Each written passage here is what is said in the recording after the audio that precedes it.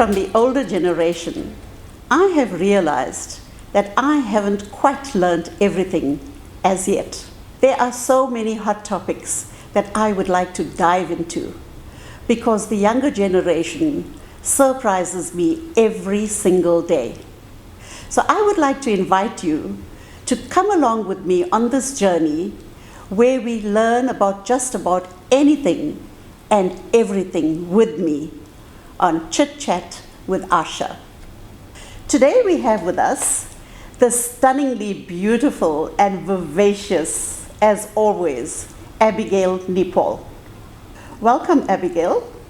Not only are you an entrepreneur, an attorney, a coach and a mentor, and as of late, a star on a live TV reality show, and of course, a mom. Can you tell us about your life's journey? Absolutely. It's lovely meeting you. Thank you for this opportunity. So I'm 41 years old. I'm turning 42 in a month from today. I'm a mom to 2 little girls. I'm married. I'm an only child. I'm very close to my mom. I lost my dad 2 years ago. My life story is full of ups and downs, many beautiful moments, lots of celebration, and also moments that really just grounded me and helped me to be the woman I am today. I loved school, I loved university, I studied law, as you know, and thereafter pursued many other courses, online training courses, speaking courses, to hone in on exactly what it is that I wanted to be. Because I find that often if you're multifaceted, and you start on a particular path, it may not provide the fulfillment that you thought it would. And so I always say I will learn until I am done with academia, but I'm truly an academic at heart. I love studying, I love educating my girls, I love bettering or improving my skills as often as I can. And so when the opportunity came to do reality TV, I was very optimistic about it because, again, it's developing skills that I never had or never honed in on before. I love studying. I love being at home with my girls and my family. I'm a very private person, but I do love being out with them when they tackle that sort of genre in their lives, like sport and reading and extracurricular that they love. That's become a huge part of my life as well. There's a lot I can tell you about. I love life. I love being inspired every day. I love being spiritual. I meditate every day. I love cooking. I love baking. I'm a true homebody, and I find reason to celebrate life and my family every day. Wow, Abigail, I can see it shine in you. You have such a beautiful energy about you. Being a mom myself, I fully understand what it's like to juggle between our careers and our families. How did you do it, Abigail? Asha, I must say it's still a challenge. Every day is a challenge, you know it. Yes. Different challenges are posed to us as moms at different phases of our children's lives. As toddlers, my girls are 2 years apart. I have a 7 and a 9-year-old. So when the girls were born, I needed lots of help very quickly. And I was not keen on having a nanny and my helper help me with my children. And so I roped my mom in. I said to her, I'm an only child. You've waited to be a grandma. Here's an opportunity. You need to help me. And she was so excited to be a part of that journey. And she stayed on with me and has been a part of my life ever since. My mom lives with me now because my dad has passed and helps very much with the children. And I think that's helped a lot with trying to balance work, study, school, extracurricular, being a wife. I have a very loving but needy husband. You'll know. I can imagine. They need us for everything. And it's important to be there. You know, Yeah. that's what marriage is about. True. And so balancing it all for me was quintessential. I knew that I needed to do it well because I believe women are the heart of the home, we're the light of the home, we're the dharma of the home. Absolutely. And so if we fall apart, everything falls apart. And so I have prioritized, firstly, my spiritual journey to be utmost and most important in terms of my home and the energy I spread in the home. I get up at 4 every morning, Saturday and Sunday. I pray in the morning or meditate or journal, depending on my mood. Some mornings I get up and I can't wait to journal because I've dreamt of something or I've had a nice thought or idea and I'd like to write it out. Some mornings I get up and I put on nice chants or music just to set the tone for the day, because my energy is what's going to infiltrate that home today. And when the kids wake up in the morning, it's me that they see first. And when my husband gets up in the morning, it's me. And so I prioritize setting a good tone for the day. Sometimes it's walking out into the garden and just getting in fresh air when I feel really anxious about the day and what it has to offer. And I know there are pending challenges. I know I need to get out into nature and just absorb goodness first, because we're all spiritual beings. And so I do that every day. Then I start to cook and prepare all our meals, because I want to get all of that out the way so that I can be a mom, an attorney, a wife. I can't do that still having to prepare meals and do grocery shopping and run around for uniform and things like that. So I work with lists. I work with apps that help me to organize my day. And the apps are quite recent. For a very long time I carried a journal. I still love my journal.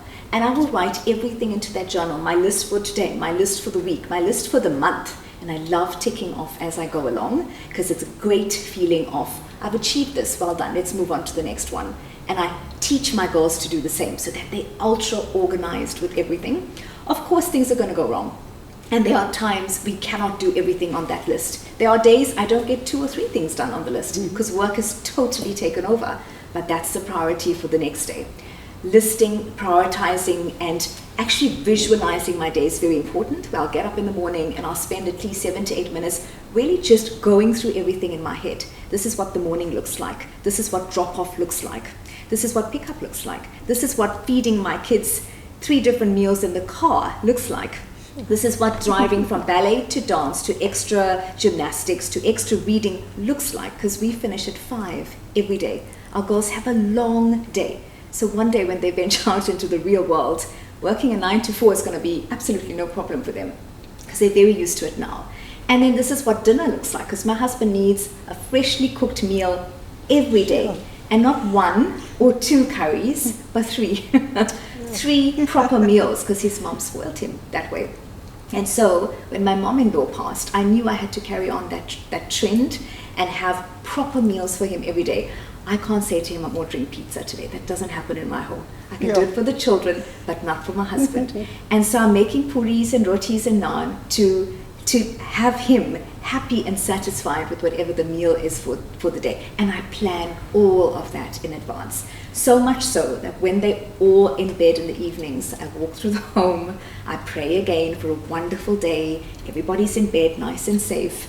My family's blessed, the girls are safe, my husband's safe, I am safe. Thank you for this day, because gratitude Absolutely. is setting the mood for every manifestation. Yeah. And then I start planning my next day or the next week. And it's worked for me for years. It still works. Even before coming down now, I was ticking off stuff off my list. I love it. It works very well for me. And I encourage all my mommy friends to do it so as to get the most out of the day. Sure, Abigail. Hats off to you. You're doing a sterling job. Thank you. I'm fascinated by the fact that at your age, you have started doing everything I'm now trying to do 20 years after your age.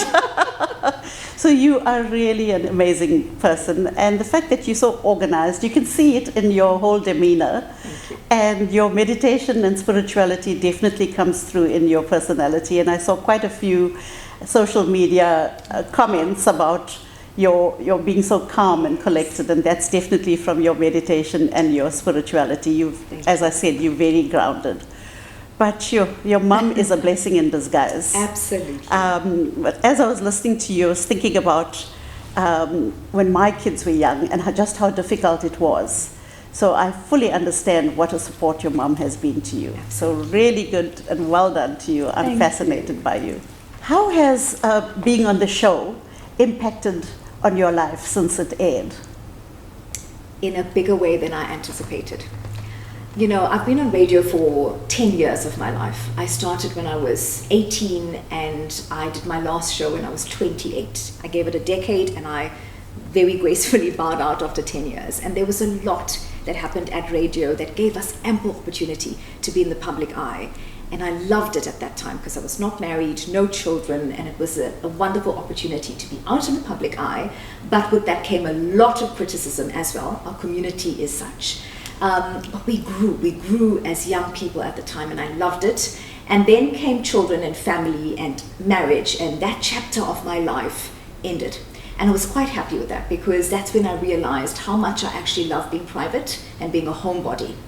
And then Showmax came through with the offer, and I thought, oh, this will be a very nice opportunity to grow as an individual and as a mom. I had no idea just how many people watched the show, and I was not ready for the embracing of the show, which was wonderful, is wonderful, but it's everywhere. I went to a petrol station the other day with the children. I was very casually dressed. I like being well groomed. And so if I'm out, I don't really want to see anybody if I'm not well groomed. But I was very casual. The girls were with me. We were buying ice cream. And there were a group of guys that came to the car to say, we watched you guys on the Mommy Club. And I was taken aback, because these are guys. These are young African guys. They knew all the mommies' names. They knew the children's names. They were very excited. They wanted a picture with the children. And so Carrera said to me, but how do they know? I said, because they watched the show. And she said, but they're guys.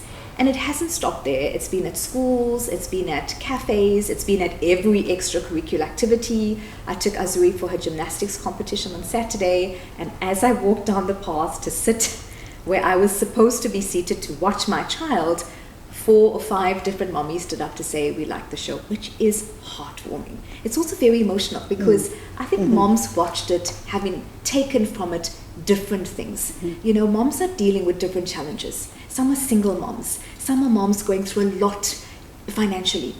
Some are moms that just cannot connect with their children at the moment. So moms are experiencing different things. And I think when they watched it, they got something different each time from a different mom. And most of it was inspirational. Yes, there was drama, but women are dramatic. And so we relate to that as well. But having read the comments and having, you know, spoken to women that watched the show and took something good from it, and having them share their stories, is something I will cherish and be grateful for forever, because it really touches a part of your life. And you realize when you get invited to do something like this, it's not a generic sort of experience, it's a divine one. It's one that God has chosen for you to teach or to inspire or to empower because of who you are. Definitely. Yeah, sure, Abigail, I'm sure the benefits outweigh the minor negatives. So, and you definitely are a celebrity. Do you realize that? Mommy Club celebrities are trending greatly at the moment. And I must tell you something.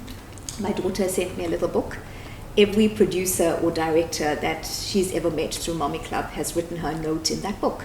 And so when I said to her, I'm doing this interview with Auntie Asha, she sent me the book, and you must now write her a little note. Lovely. And I said to her, this is your first one. And she says, well, she's going to do very well. Tell her that. Good. She's just putting it out there. She's putting it out there. And you know, as a manifester, that's going to happen. So yes, so well done. Great news. Thank you to you too. Abigail Nepaul, thank you for sharing with us the different facets of your life that define you. I am sure our viewers now know a lot more about the dynamic and gorgeous Abigail, whom we have had the pleasure of chatting with this morning. Thank you for your time, Abigail, and thank you for this beautiful setup. And I wish you all the best with all your future endeavors. Thank you so much. Thank you for being here. Thank you for the time to interview me. And I wish you all the best with Chit Chat with Asha. And it's going to be fantastic. I've loved talking to you. Thank you. Bye. Thank you. Bye-bye.